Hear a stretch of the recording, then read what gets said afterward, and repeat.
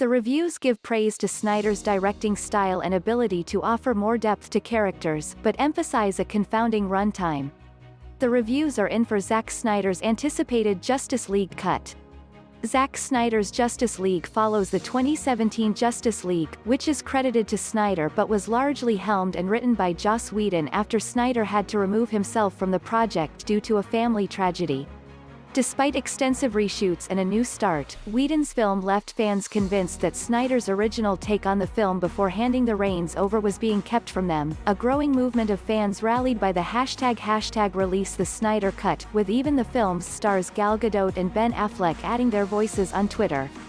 Now fans are having their voices heard, with Snyder set to release his cut of Justice League on HBO Max March 18th. It will be an entirely new thing, and, especially talking to those who have seen the released movie, a new experience apart from that movie, Snyder told The Hollywood Reporter, also noting that he has not watched the version released in theaters.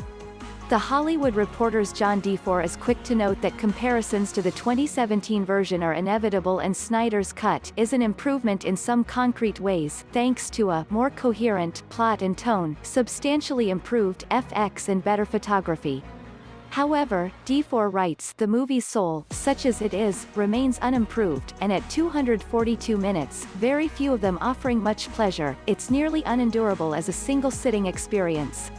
Though, the expanded version may be exactly the product desired by the legion of Snyder fans who cried to the heavens for its release, unfortunately, non-members of that cult will find it just as unenjoyable as the original. DeFore further adds that the new cut remains testosterocious monotony from its first chapter, and some of the battles here might play well if repurposed in other comic book movies, but they're just numbing in this film. DeFore also noted how unimpressed he was with the director's exasperating epilogue. No thanks, guys. This was more than enough.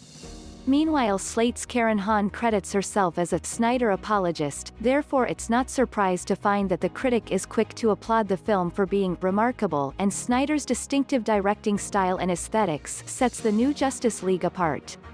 Hahn credits Snyder for bringing emotional depth to characters, in particular with Cyborg Ray Fisher. 4 hours might seem unnecessarily long, but in this case, it allows for time to see these characters when they aren't superheroes, and makes them more human as a result, Hahn writes.